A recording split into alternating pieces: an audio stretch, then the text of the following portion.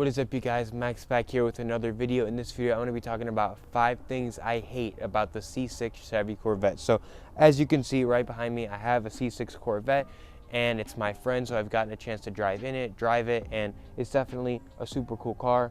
But with that being said, it does have its downfalls, and I really do. I love Corvettes in general, and especially the C6. I think it looks great and it's super fast. And I made a video talking about 5 things I love about this car. I'll leave a link to that above and probably in the description below.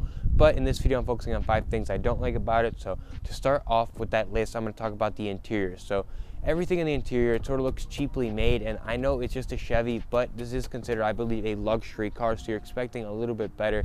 And if you just knock on the stuff, you could tell it feels super cheap. And I don't have a video of the radio, but you guys can see my friend went out of his way to get a new radio. This one has Apple CarPlay, and he has a much better time with this one. But the first one, it was super cheap. It didn't work well. I don't think this car had an aux, but you can't really blame it because of the age of the car. This is an 05, but just in general, the interior is not the best. So that's definitely going to be the first thing on this list.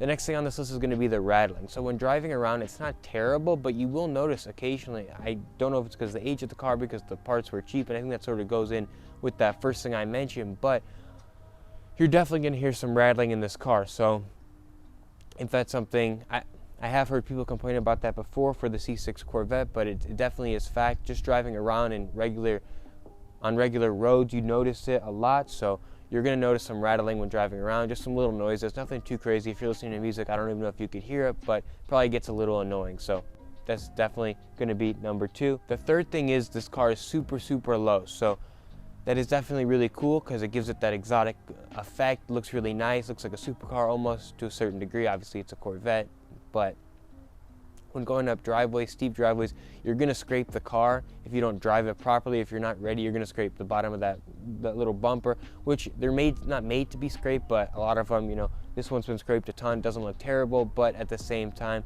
it's definitely, it's kind of annoying to go over a speed bump or go in a driveway and fear that you're going to scrape your car. One, it's a terrible noise, but you don't want to be doing damage to your car. What if, it gets hooked on something and I don't know, your bumper falls off or something crazy. I haven't heard anybody really use that, but I'm sure it's possible, and it's probably super annoying. You don't want to crack anything, but you almost wish they put something bigger underneath the front, like little lip area, so you at least didn't hear some scraping noise. So I wish they definitely did that, but that's one thing I definitely dislike about the car, the fact that it scrapes if you're going on certain driveways and over certain bumps. So that is going to be number 3.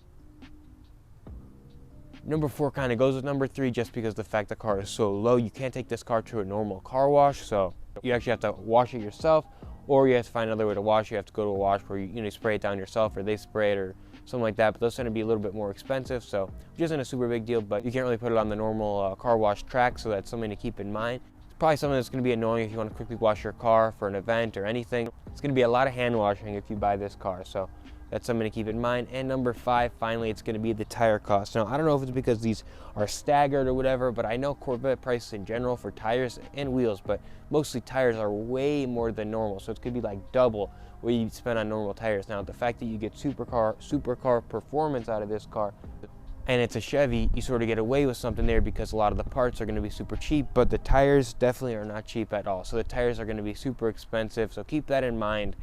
If you're buying a car with worn out tires, it's not going to be just like, a quick fix. I mean, it'll be quick, but it'll be expensive. So keep that in mind if you're looking to buy this car. If it has worn out tires, you're definitely going to have to spend a pretty penny on some new ones. So that is one thing that's kind of annoying. When it's time to replace the tires, it's going to be way more expensive. But like I mentioned, that's all Corvettes.